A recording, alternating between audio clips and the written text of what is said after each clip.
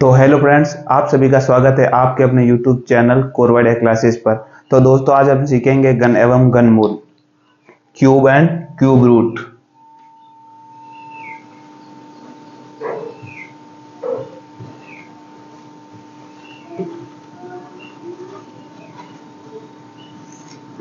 Cube और cube root क्या होता है? जब किसी भी संख्या का 3 बार उसी संख्या से गुणा किया जाता है तो हमें क्या मिलता है? क्यूब। बोले तो क्या? गन। हिंदी में बोलेंगे गन, इंग्लिश में क्या बोलेंगे? क्यूब। ठीक है, कैसे? मान लीजिए 2 है तो 2 को अगर 3 बार गुणा कर दिया, 2 इंटू 2 इंटू 2 कितना आएगा? 8। तो 2 का क्यूब क्या होगा? 8। 2 का घन क्या होगा? 8 होगा। इस तरीके से क्यूब निकाला जाता है। तो सबसे पहले अपने को क्या करना है? 1 से लेकर के 10 तक, जैसा कि मैंने आपको वर्ग में बताया था, वर्ग में क्या करना था? 1 से लेकर 10 तक का जो वर्ग है हमें याद होना चाहिए। उसी तरीके से 1 से लेकर के 10 तक का घन भी हमें याद होना चाहिए। तो देखते हैं 1 से 10 तक का घन क्या होता है। सबसे पहले 1 का घन, 2 का, 3 का, 4 का, 5 का, 6 का, 7 का, 8 का घन, 9 का घन और 10 का घन। ये दसों के जो है घन आपको पता होने चाहिए। उसमें सबसे पहले हम देखेंगे 1 का घन क्या होता है। 1 को 3 बार गुणा करोगे तो कितना आएगा? 1 आएगा। 2 को 3 बार गुणा करोगे तो कितना आएगा? 8 आएगा। 3 को 3 बार गुणा करोगे तो कितना आएगा? 27 आएगा। 4 का क्यूब कितना होता है? 64 होता है। 5 का क्यूब कितना होता है? 125 होता है। 6 का क्यूब कितना होता है? 216 होता है। 7 का क्यूब कितना होता है? 343 होता है। 8 का क्यूब कितना होता है? 512 होता है। 9 का क्यूब कितना होता है? 729 होता है। 10 का क्यूब कितना होता है? 1000। तो ये दसों के जो क्यूब है वो आपको अच्छी तरीके से पता होने चाहिए, मुंह पर याद होने चाहिए। ये अगर आपको पता चल जाते हैं तो आप किसी भी संख्या का घन निकाल सकते हैं। ठीक है, कम से कम 10 तक का घन तो अपने को पता होना ही चाहिए। कैसे अब आगे हम घन निकालेंगे? घन निकालने के लिए हमें क्या करना है? सबसे पहले तो ये जो जितने भी संख्या हैं इन सबका घन हमें अच्छी तरीके से पता होना ही चाहिए। तो ये 10 तक के घन आपके लिए काफी होंगे। उसके बाद में घन मूल कैसे निकाला जाता है? घन मूल निकालने के लिए सबसे पहले तो आपको जो मैंने पहले चीजें सिखाई थी उसी तरीके की चीजें यहाँ भी फुलफिल करनी है। जैसे कि मैंने आपको ये बताया था, इसको क्या कहते हैं? इसको कहते हैं वर्गमूल, स्क्वायर रूट। और जब यहां आगे 3 लिखा हुआ हो तो उसे हम क्या कहेंगे? घन मूल, क्यूब रूट। ठीक है, तो यहां पर अंदर कोई सी भी संख्या दे रखी होगी तो उसका हमें क्या निकालना है? क्यूब निकालना है। जैसे कि 512 दे रखी है तो सबसे पहले मैंने जब आपको स्क्वायर रूट पढ़ाया था, वर्गमूल, तब मैंने इन चीजों की सारी की चर्चा की थी कि ऐसी संख्या 2, 3, 7 और 8, ये चारों ऐसी संख्या हैं जिसके इकाई का अंक अगर 2, 3, 7, 8 अगर आ जाता है तो वह किसी का भी वर्गमूल नहीं होगी और ये पूर्ण वर्ग संख्या भी नहीं होगी। तो पूर्ण वर्ग संख्या नहीं है, वहां पर हमने क्या कहा था? अगर ये जिसके इकाई का अंक 2, 3, 7 और 8 आ जाता है वह पूर्ण वर्ग संख्या नहीं होती है। पूर्ण वर्ग संख्या नहीं होती, इसका मतलब क्या होगा? पूर्ण घन संख्या होगा। यानी जिसके पीछे 2, 3, 7, 8 आ जाए वो पूर्ण वर्ग संख्या नहीं है, तो वो क्या हो जाएगी? पूर्ण घन संख्या हो जाएगी। तो इसको हम कैसे समझेंगे? पूर्ण घन संख्या है, ये जो जितनी भी सारी संख्या है ये क्या है? सारी पूर्ण घन संख्या है। क्या है? सारी की सारी पूर्ण घन संख्या है।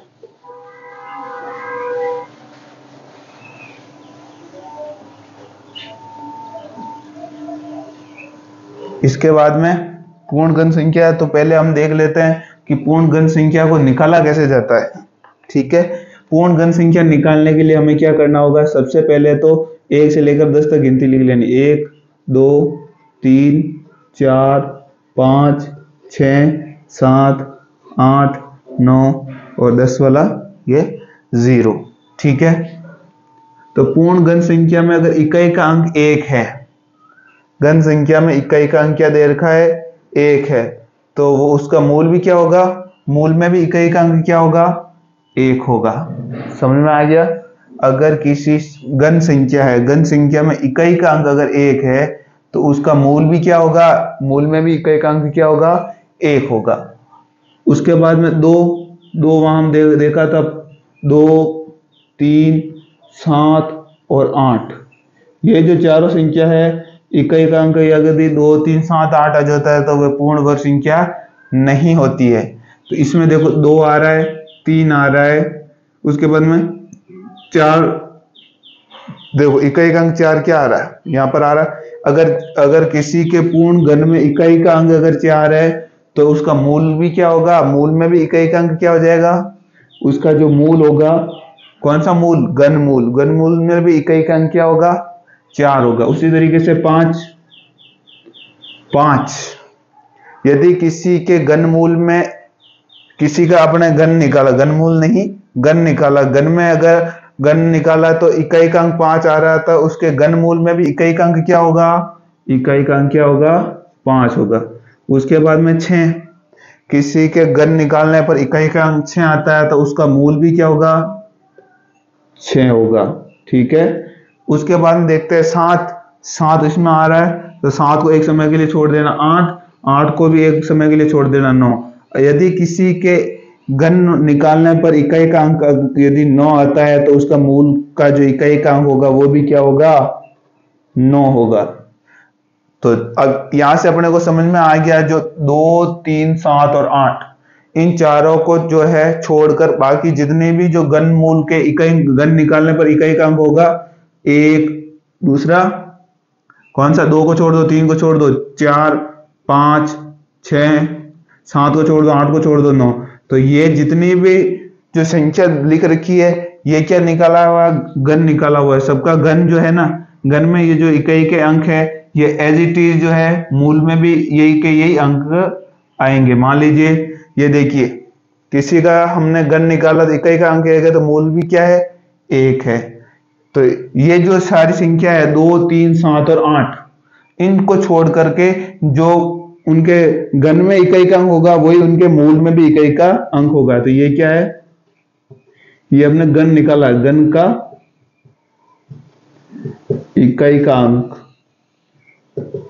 ये क्या है, घन के इकाई का अंक, ये घन निकाल रखा है, इसमें इकाई का अंक जो दे रखा है ये वाला में से कोई है तो उसका मूल भी एज इट इज जो घन में जो निकाला इकाई का अंक आया वही मूल का भी इकाई का अंक होगा।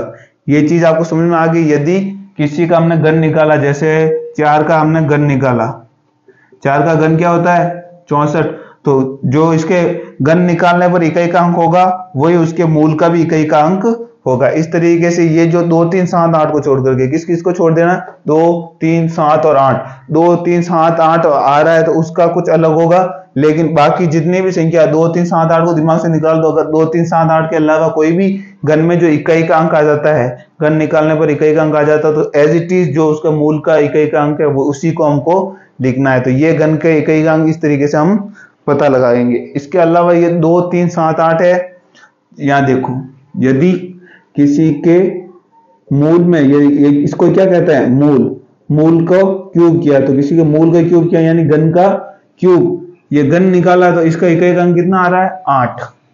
या तो अपने को यहां से क्या समझ में आता है, जिसके इकाई का अंक 8 है, जिसके घन निकालने पर इकाई का अंक 8 है तो उसका मूल क्या होगा, 2। जिसके घन निकालने पर इकाई का अंक 8 है उसका मूल क्या होगा, 2 होगा। ठीक है, उसी तरीके से यहां पर देखो, किसी का हमने घन निकाला, इकाई का अंक क्या आ गया, 2 आ गया, इकाई का अंक 2 आता है तो उसका मूल क्या होगा, 8 होगा। ये देखो इकाई का अंक क्या आ गया, घन निकालने पर इकाई का अंक कितना आ गया, 2, इकाई का अंक 2 आ गया तो उसका मूल क्या होगा, 8 होगा। समझ में आ रहा है। यानी सीधा सा है, इकाई का अंक यदि 2 है तो उसको 8 लिख लेना, इकाई का अंक 8 है तो उसको क्या लिख लेना है, उसका मूल में 2 लिख लेना है। ठीक है, उसी तरीके से 3 को देखो, 3 है, 3 कौन सा देखना, हमारे को इकाई का अंक देखना, इकाई का अंक इसमें तो 3 किसका आ रहा है, यहाँ पर देखो इकाई का अंक यदि 3 आ रहा है तो उसका मूल कितना होगा, 7। इकाई का अंक 3 आ रहा है तो उसका मूल कितना होगा, 7 होगा। उसी तरीके से देखो यहाँ पर जिसके इकाई का अंक कितना देर का है, 7, इसमें से इकाई का अंक किसका है, ये देखो इकाई का अंक इसमें कितना देर का है, 7। इकाई का अंक यदि 7 देर का है तो उसका मूल कितना होगा, 3 होगा। तो यहां से क्या समझ में आया हमें, यदि इकाई का अंक 3 है तो उसके मूल में इकाई का अंक कितना आएगा 7 आएगा, और यदि किसके इकाई का अंक 7 है तो उसके मूल में कौन सा अंक आएगा, इकाई का अंक 3 आएगा। इस तरीके से 2 8 में चेंज हो जाएगा, 8 2 में चेंज हो जाएगा, 3 7 में चेंज हो जाएगा, 7 3 में चेंज हो जाएगा। तो दोनों का एक दिमाग में आ जाता है तो दूसरा अपने आप दिमाग में कैसे आएगा, 8 और 2 10, 7 और 3 10। इस तरीके से इनका जो टोटल होता है वो कितना होता है, 10 होता है। 2 हो गए, 3 हो गया, आप देखो 7 भी हो गया, 8 भी हो गया, यानी 2 को 8 में कन्वर्ट कर देना। 8 अगर इकाई का अंक है तो उसको आगे जो 2 में कन्वर्ट कर देना, 3 है उसको 7 में कन्वर्ट कर देंगे, 7 है तो उसको किस में कन्वर्ट कर देंगे, 3 में कन्वर्ट करेंगे। बहुत ही ये बिल्कुल शॉर्टकट है, ठीक है, बिल्कुल शॉर्टकट तरीके से आपको ये चीजें समझ में आ गई होगी, इससे और शॉर्टकट नहीं हो सकता। ठीक है, तो ये चीजें जो है अपने दिमाग में होनी चाहिए।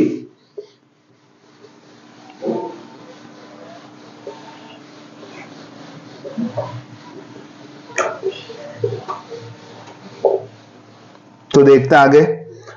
अब इसमें जो घनमूल में केवल अपने को 2 अंक की याद रखना है, एक तो 2 और एक 3। 2 का है तो 8 हो जाएगा, 3 का है तो 7 हो जाएगा, 8 का 3 हो जाएगा, 7 का 3 हो जाएगा। इस तरीके से 2 संख्या याद करनी अपने को घनमूल में। बाकी जो 1 4 5 6 इनको तो याद करने की जरूरत ही नहीं, क्यों, क्योंकि इनका तो सेम ही होता है, इकाई का अंक वापस इसमें भी सेम होगा, मूल में भी इकाई का अंक क्या आ जाएगा, मूल में भी इकाई का अंक सेम आ जाएगा, इसलिए इसको तो हमें याद करने की जरूरत नहीं है। हमें कौन सी याद करनी, एक तो 2 और 3। 2 का है तो 8, 8 है तो 2, 3 है तो 7, 7 है तो 3। इस तरीके से ये चीजें हमें याद रखनी है। ठीक है, अब हम निकालते हैं घनमूल। मान लीजिए 512 है, 512 जो है का घनमूल क्या होगा, 512 का घनमूल क्या होगा, ये हमारा क्वेश्चन है। कैसे करेंगे, तो उसमें सबसे पहले जहां हमने वर्गमूल निकाला था वहां सबसे पहले कितनी संख्या लेते थे, 2 संख्या ले लेते थे, और यहाँ पर क्या है, घनमूल है। घनमूल के लिए हमें कितनी संख्या लेनी होगी, सबसे पहले 3 संख्या, पीछे से 3 संख्या में ले लेनी। 3 संख्या लेने के बाद में हमें देखना इकाई का अंक क्या है, ये क्या है, इसको क्या कहते हैं, हमने पहले भी सीखा है, इसको कहते हैं इकाई का अंक। ठीक है, इसको क्या कहते हैं, इकाई का अंक। तो इकाई का अंक यहाँ पर कितना देर का है, 2 देर का है। 2 अगर किसी के घन में इकाई का अंक 2 देर का है तो उसके मूल में इकाई का अंक क्या आएगा, बोलो। अब मैंने इससे पहले जस्ट यहां पर भी लिखा था, 2 है तो क्या आ जाएगा, 8 आ जाएगा, क्योंकि 2 और 8 कितना होता है, टोटल इनका हमेशा 10 होना चाहिए। तो यहाँ पर इसका घनमूल का इकाई का अंक क्या आ जाएगा, 8 आ जाएगा। 3 संख्याओं को छोड़ने के बाद में अगर और आगे कोई संख्या है तो आगे की प्रोसेस देखते हैं, लेकिन आगे 3 संख्याओं को छोड़कर आगे कोई संख्या ही नहीं, तो ये किसका घनमूल है, 512 का घनमूल क्या है, 8। 512 का घनमूल क्या है, 8 है। और या इसको ऐसे पढ़ सकते हैं, 8 किसका घनमूल है, 512 का घनमूल 8 है। ठीक है, एक तो ये हो गया, और ये तो था 3 संख्याओं में। अब हम देखते हैं 4 संख्याओं में या 5 संख्याओं में, कौन सा देखना चाहते हो आप। पहले 4 संख्या वाला निकाल देते हैं। अब देखो 4 संख्या वाला, 1728 का क्यूब रूट किस तरीके से निकालेंगे, एक बार आप ट्राई कीजिए।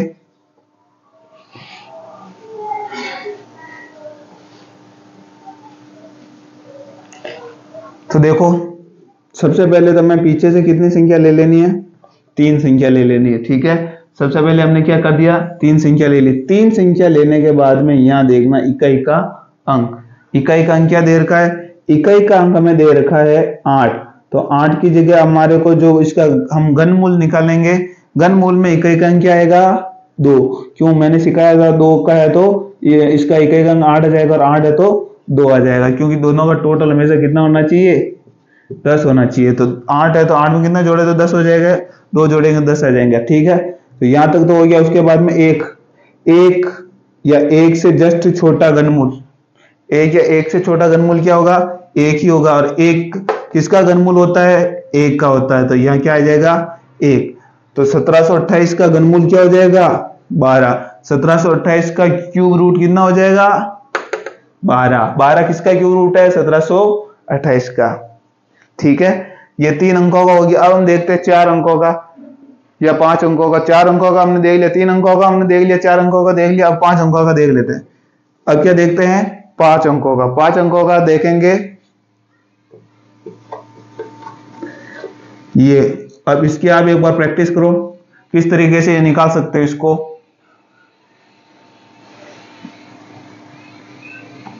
ठीक है, तो देखो सबसे पहले 3 अंक ले लिया। 3 अंक लेने के बाद में इकाई का अंक देखना। इकाई का अंक कितना दे रखा है 8 दे रखा है। इकाई का अंक 8 दे रखा है, तो इसके घनमूल में इकाई का अंक क्या आ जाएगा 2। पहले ही मैंने बता रखा है, तो इसके घनमूल में इकाई का अंक कितना आ जाएगा 2। 3 संख्याओं को छोड़ने के बाद में जो बची हुई संख्या उसको देखना। 2 74 बच रहे हैं, 74 बच रहा है। अच्छा, आपको 1 से लेकर 10 तक का घनमूल याद होना चाहिए, मैंने पहले ही बोल रखा है। 1 से 10 तक का घनमूल याद होगा तो इसका पता लगा सकते हो। जैसे 74 है, 74 या 74 से छोटा पूर्ण गण संख्या कौन सी होती है, कैसे पूर्ण गण संख्या कौन सी होती है, जैसे 1 2 3 4, इनका जो क्यूब निकाला जाता है ना वो पूर्ण गण संख्या है। 1 8 27 64 125, तो ये सारी जो संख्या है ना, ये सारी संख्या इसको कहते हैं पूर्ण गण संख्या। क्या कहते हैं पूर्ण गण संख्या, इनको क्या कहते हैं पूर्ण गण संख्या। तो ये कह रहा है 74 या 74 से जस्ट छोटी पूर्ण गण संख्या कौन सी है, तो 74 इन दोनों के बीच में आएगा, 64 और 125 के बीच में 74 या 74 से जस्ट छोटी। 74 तो यहाँ है ही नहीं किसी का क्यूब, लेकिन 74 से छोटा क्यूब कौन सा है 64। तो 74 से छोटा क्यूब कौन सा होता है 64। और 64 किसका क्यूब होता है 64 किसका क्यूब होता है 4 का। तो यहाँ क्या लिख लेंगे हम 4 लिख लेंगे। तो ये 74,088 किसका क्यूब हो जाएगा क्यूब रूट 42 का। 42 इसका क्या है क्यूब रूट है। समझ में आ गया। अब देखते हैं 4 संख्या हमने देख लिया, अब हम देखते हैं 5 संख्याओं का। अब हम किसका देखेंगे 5 संख्याओं का देखेंगे। तो आपको घर पे भी इसकी प्रैक्टिस करनी, बार बार जितनी प्रैक्टिस करोगे उतने परफेक्ट होते जाओगे। ये एक बार में समझ में याद में नहीं आएगी, लेकिन बार बार आप वीडियो को देखोगे तो आपको अच्छी तरीके से ये चीजें समझ में आ जाएगी। ठीक है,